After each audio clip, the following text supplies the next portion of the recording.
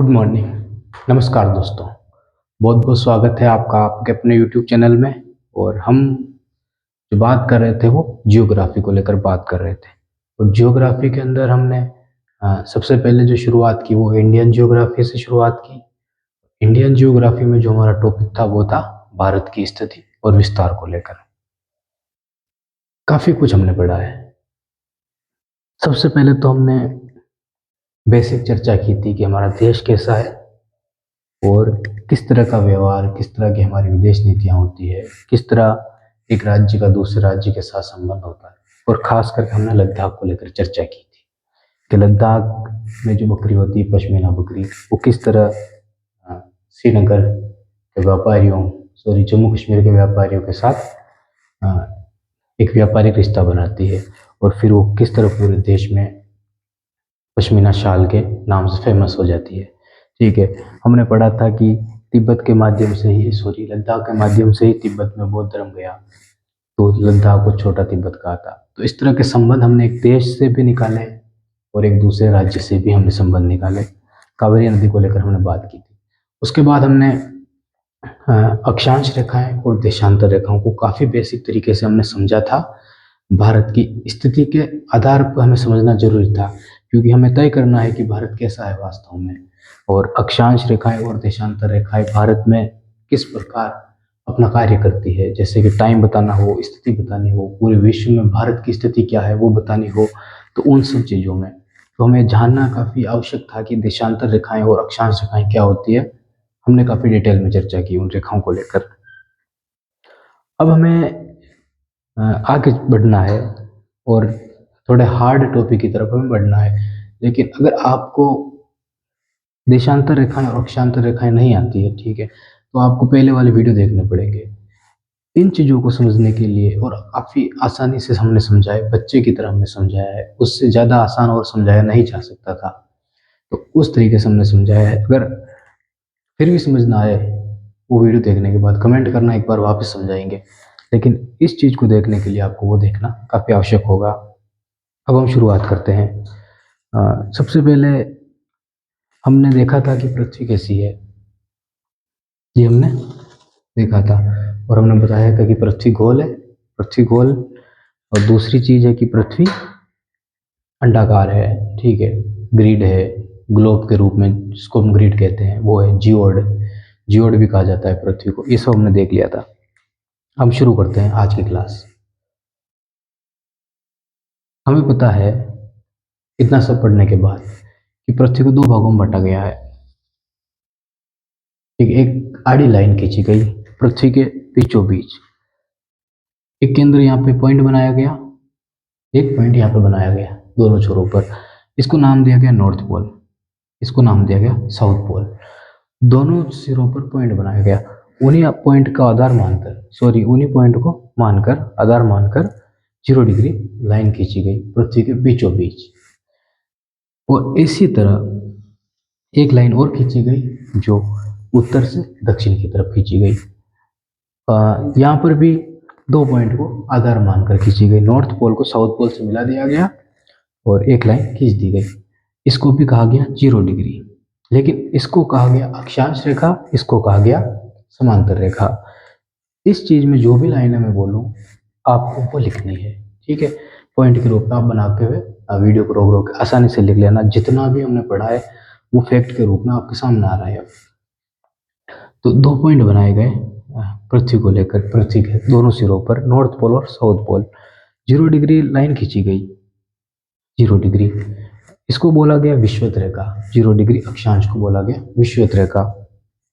उसी तरह उत्तर से दक्षिण की तरफ एक लाइन खींचकर पृथ्वी को डिवाइड किया गया, जैसे कि उत्तर से दक्षिण खींचकर रेखा एक वृत्त के रूप में रेखा खींची गई दोनों सिरों के, और पृथ्वी को दो भागों में डिवाइड किया गया उत्तर से दक्षिण में, ठीक है।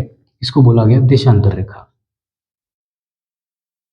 दो लाइनें हमारे पास हो गई, 0 डिग्री अक्षांश रेखा हमारे पास हो गई और देशांतर रेखा 0 डिग्री, इसको हम ग्रीनविच रेखा बोलते हैं। दोनों हो गई। दोनों के बाद इसी रेखा को आधार मानकर कोण बनाते हुए, एक एक डिग्री का कोण बनाते हुए ऐसी 90 लाइनें ऊपर खींची गई, 90 लाइनें ऊपर खींची गई इस तरह से। और अंत में लाइन की जगह नहीं थी, वहाँ पे पॉइंट बनाकर इसको नॉर्थ पोल बोल दिया गया। ठीक है, लेकिन ये दोनों पॉइंटों को पहले स्थापित कर दिया गया था, north pole, north pole, south pole को। इसी प्रकार नीचे भी अक्षांश रेखा खींची गई। इन रेखाओं में खास बात यह थी कि इन रेखाओं के बीच की दूरी बिल्कुल समान थी। कुछ अंतर था नॉर्थ पोल में और विषुवत रेखा के यहाँ पर। ठीक है, यहाँ पर और यहाँ पर कुछ पॉइंट का अंतर था, जैसे कि 111 किलोमीटर की दूरी बीच में औसत मानी गई है, लेकिन कुछ अंतर था जो फैक्ट के रूप में हम जब भारत की स्थिति और विस्तार के फैक्ट लिखेंगे उसमें अक्षांश रेखाओं को देशांश लिख लेंगे। उसके बाद देशांतर रेखाएं खींची गई इस तरह, इस प्रकार देशांतर रेखाएं खींची गई और दोनों सिरों पर इनको मिलाना अनिवार्य था। क्यों था, हमने देखा था।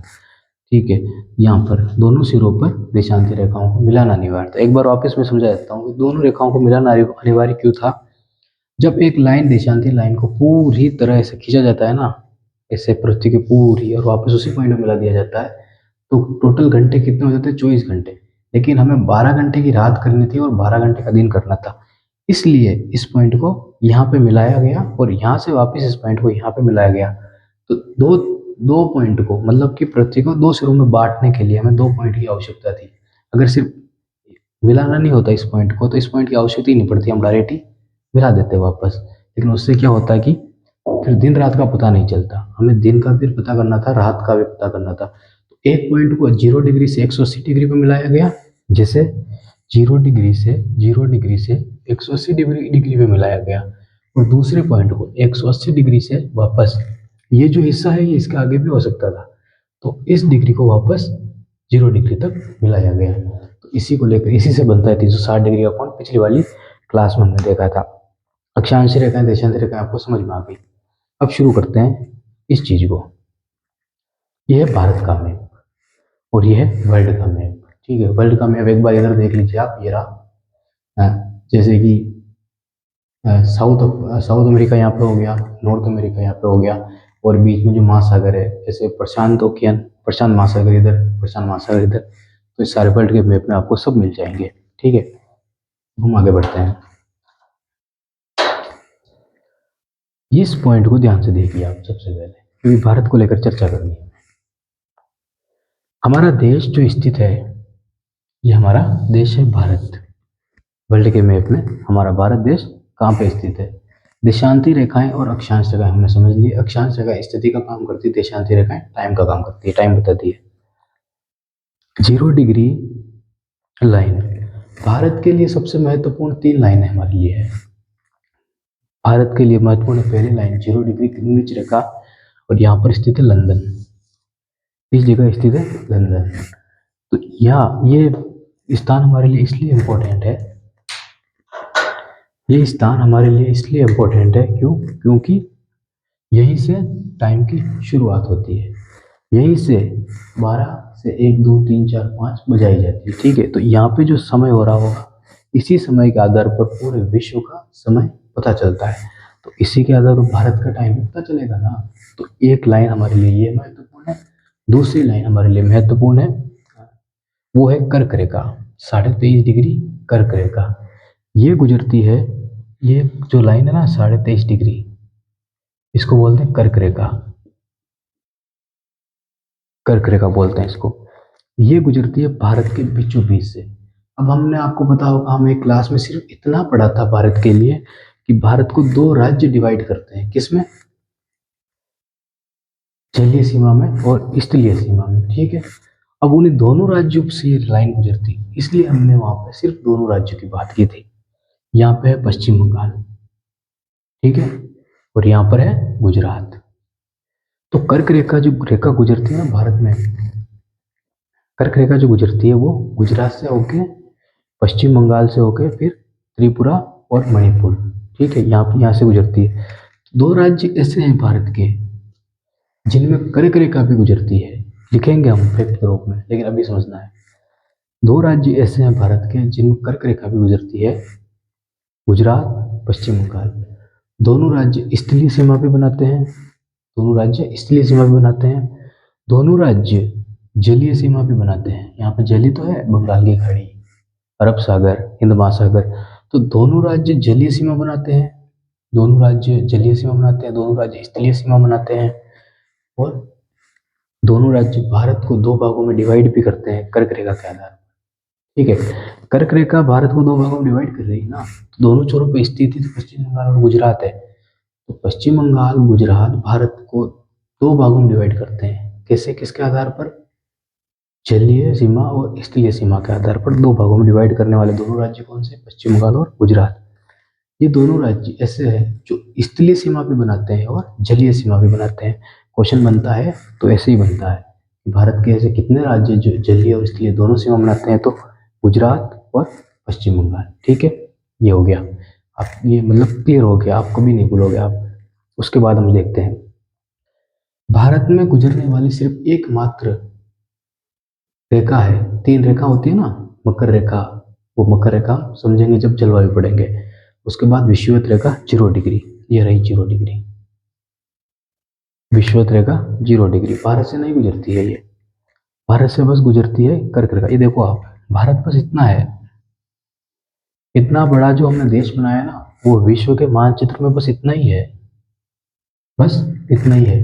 लेकिन कर्क रेखा बीच में गुजरती है, हमने इसलिए मैप को ऐसे सेट किया ताकि भारत के बीचों बीच कर्क रेखा गुजर सके, आपको पता चल सके। विश्व के मानचित्र में भारत इस तरह दिखता है, इतना ही बड़ा हिस्सा रखता है इतने बड़े मानचित्र में। तो आप देखिए, क्या 0 डिग्री भारत से गुजरती है? क्या नहीं गुजरती है? तो हमें पढ़ने की इसको आवश्यकता ही नहीं है, भारत के संदर्भ में तो नहीं। विश्व का भूगोल जो पढ़ेंगे तो समझ पढ़ना पड़ेगा, लेकिन भारत के संदर्भ में ये इंपॉर्टेंट चीज नहीं है स्थिति और विस्तार को लेकर। उसके बाद क्या कर्क रेखा भारत से गुजरती है? हमने देखा कर्क रेखा भारत के बीचों बीच से गुजरती है।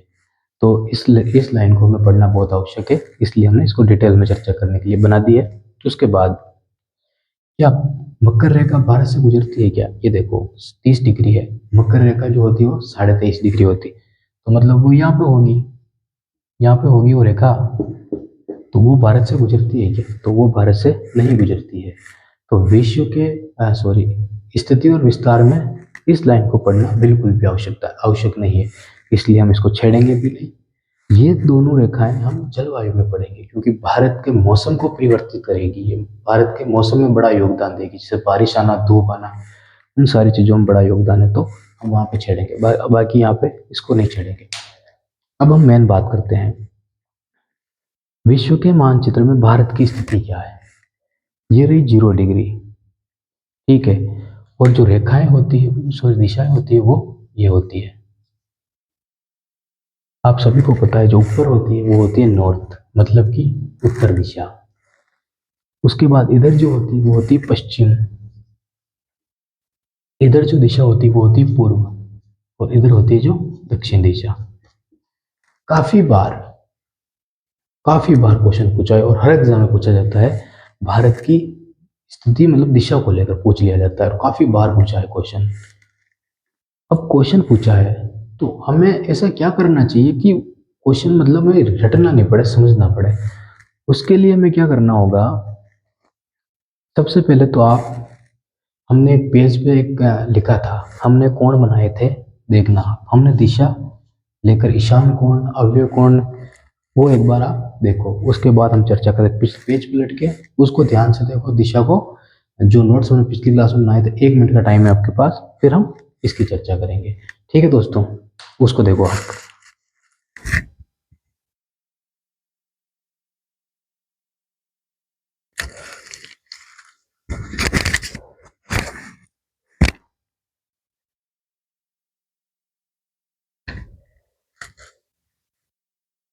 चलिए, आपने देख लिया होगा, अब शुरू करते हैं। आपने देखा हमने दिशाओं को बनाया, तो हमने चारों दिशा तो बना दी, लेकिन पश्चिम और उत्तर को हम उत्तर पश्चिम बोलते हैं, तो यहाँ पे कोण बनता है, उसका नाम है ईशान कोण, ये हमने लिखा था, आपको पता होगा। तो हमारे लिए ये ईशान कोण इंपॉर्टेंट है अभी तो। ठीक है, अब हम शुरू करते हैं। ध्यान से देखो 0 डिग्री लाइन कहाँ पे है, ध्यान से समझना इस चीज को, बहुत आसान है, और इतनी इससे आसान कोई समझा नहीं सकता है आपको। यहाँ पर है लंदन, और ये स्थान है ग्रीनविच, हमने पढ़ा था ना ग्रीनविच, जहाँ पे एक समझौता होता है 1884 में, 1884 में समझौता हुआ था, उसमें बताया था कि भारत के बीचों बीच, सॉरी, इंग्लैंड के बीचों बीच से एक रेखा गुजारेंगे जो पूरे विश्व के टाइम को निर्धारित करेगी। तो वो कहाँ पे स्थित है लाइन? वो है लंदन में ग्रीनविच स्थान, जहाँ पे वेधशाला है वहाँ पे। तो इस स्थान से मुझे भारत की स्थिति बताओ कि भारत की स्थिति किस तरफ है। इस स्थान से बताओ कि भारत की दिशा कौन सी है। इधर होगी पूर्व दिशा, मैं से खड़ा, इधर होगी पूर्व दिशा, इधर होगी पश्चिम दिशा। तो कौन सी दिशा है? पश्चिम दिशा है। सॉरी, इधर होगी पूर्व दिशा ना, तो पूर्व दिशा है। ठीक है, ग्रीनविच पूर्व दिशा में स्थित है। अब मुझे बताओ, मैं यहाँ पे एक लाइन खींच दूँ, ठीक है, ये लाइन खींच दी। अब मुझे बताओ इस दिशा से किस दिशा में स्थित है? उत्तर में स्थित है या दक्षिण में? तो विश्व में जब हम भारत को देखेंगे तो भारत की जो स्थिति आएगी वो स्थिति ये आएगी। तो विश्व के मानचित्र में ये लाइन लिखना आप आज जो शुरू करोगे उसमें, कि विश्व के मानचित्र में भारत की स्थिति, भारत की स्थिति लिखना पूर्व और दक्षिण, या तो दक्षिण पूर्व लिखना या दक्षिण पूर्व लिखना या पूर्व दक्षिण लिखना। ठीक है, दक्षिण पहले क्या बोलेंगे, पहले इधर है ना, तो पूर्व और दक्षिण, ठीक है, दोनों सही है। फिर आगे देखते हैं। इस फैक्ट के बाद दूसरी देखते हैं।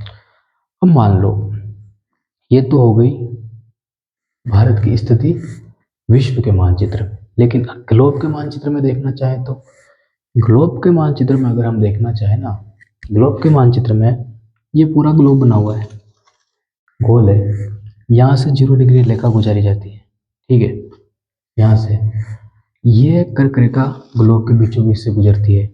जब दोनों पॉइंट है बीचों बीच से गुजर रही है तो स्थिति में परिवर्तन क्या आएगा? कुछ नहीं आएगा। यहाँ पे 0 डिग्री हो जाएगी तो भारत की स्थिति इधर ही रहेगी ना, पूर्व 0 डिग्री से इधर ही है। तो ग्लोब में भारत पूर्व दिशा में स्थित है। उसके बाद भारत की जो दिशा होगी वो दक्षिण में होगी। तो ग्लोब में भारत की जो दिशा होगी कौन सी होगी? पूर्व दक्षिण, यही दिशा भारत की होगी। ठीक है, अब आगे देखते हैं, एक बार देख लेते हैं उत्तरी और पूर्वी। ग्लोब में जो भारत की दिशा होगी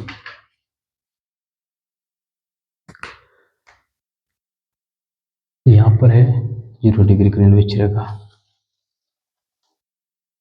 ग्लोब में थोड़ा कंफ्यूजन है,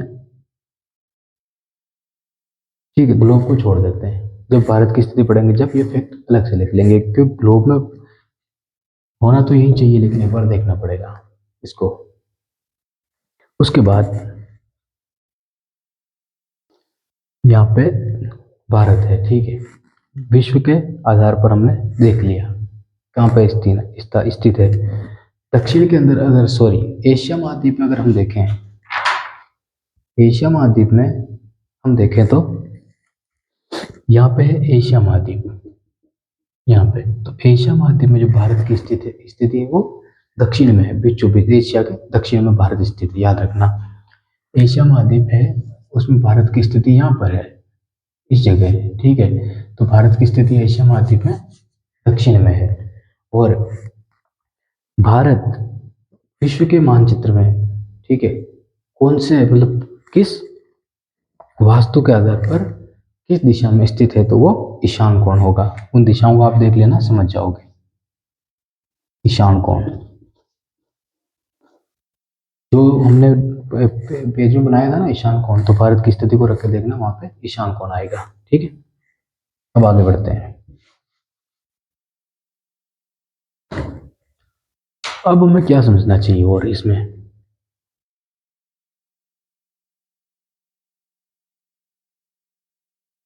अब विश्व के मानचित्र में दिशाओं को लेकर बात हो गई हमारी। अब देखना आप एक चीज कि ग्रीनविच रेखा से जब हम आगे बढ़ेंगे ना तो टाइम बढ़ता हुआ जाएगा, जैसे कि 2, 4, 6, 8, 10, 12। और जब हम 0 डिग्री से इधर जाएंगे ना तो टाइम घटता हुआ जाएगा, जैसे 2, 4, 6। अब कैसे होता है ये?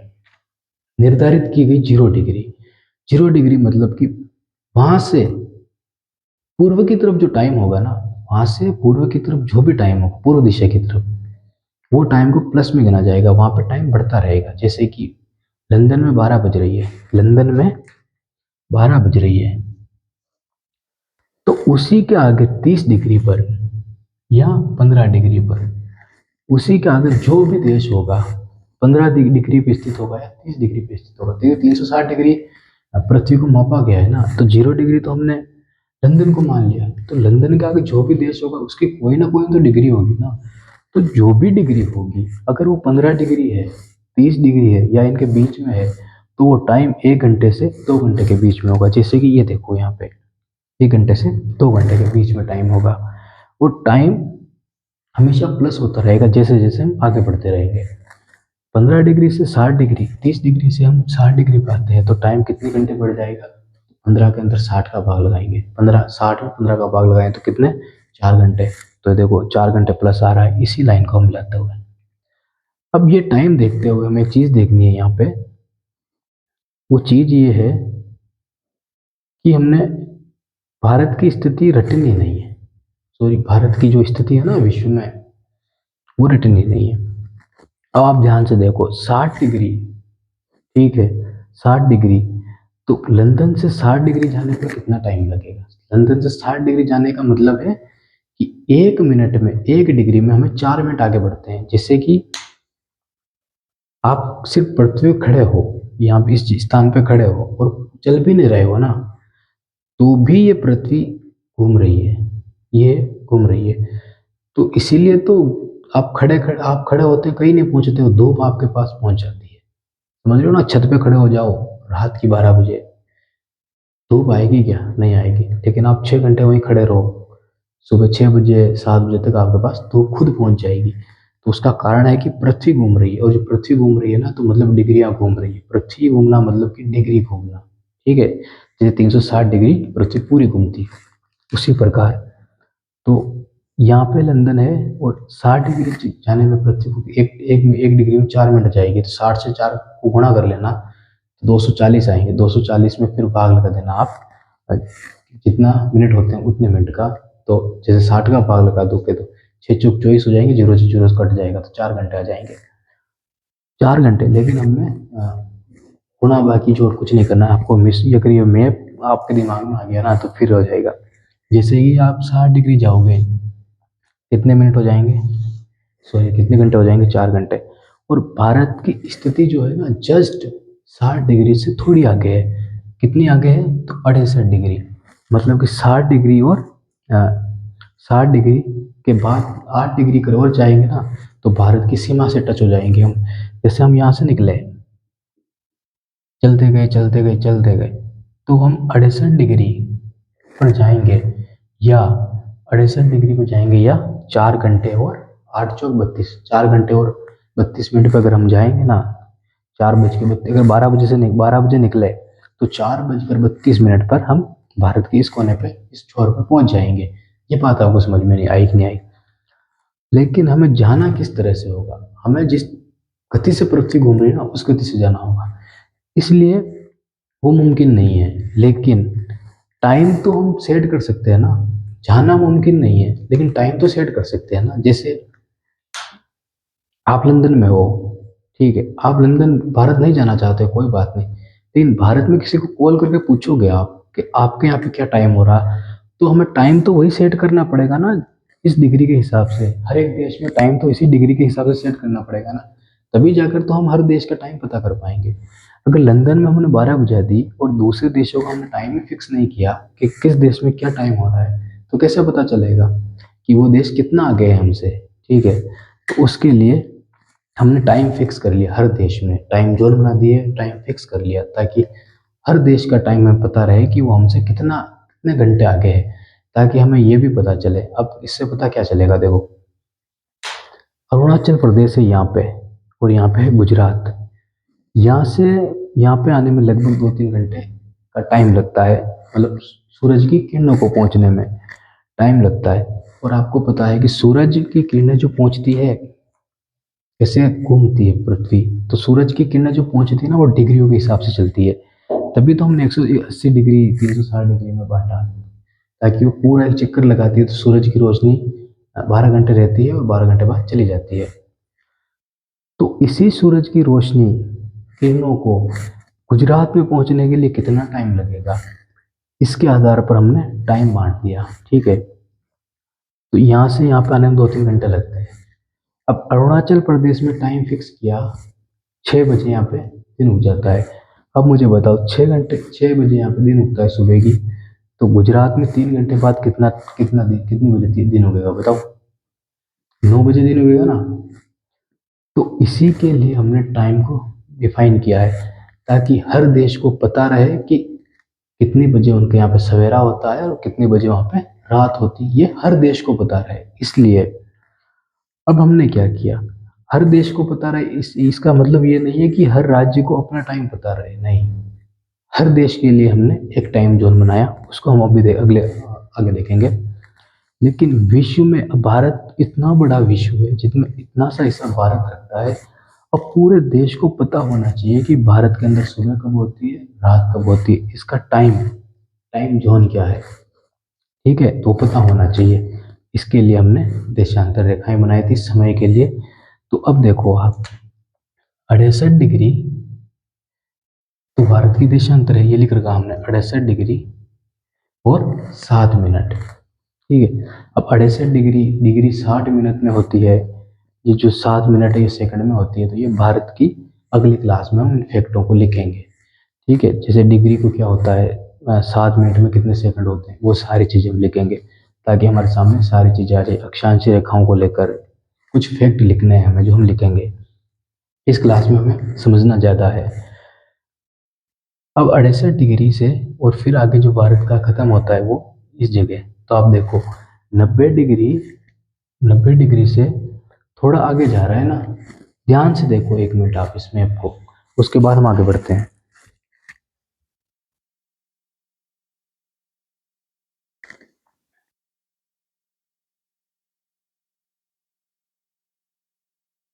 देख लिया होगा आपने।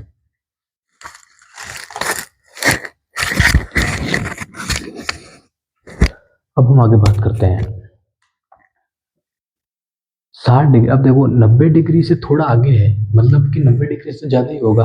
तो इसका जो वो है ना, वो है 97 डिग्री 25 मिनट। 97 degree 25 minute. जब हम इनको लिखेंगे तो इनको खोल के लिखेंगे, 97 डिग्री 25 मिनट। तो भारत की जो स्थिति है ना, वो किन दो डिग्रियों के बीच में है, तो 60 के बाद 68 डिग्री के बीच में है, और 90 के बाद 97.25 डिग्री के बीच में है।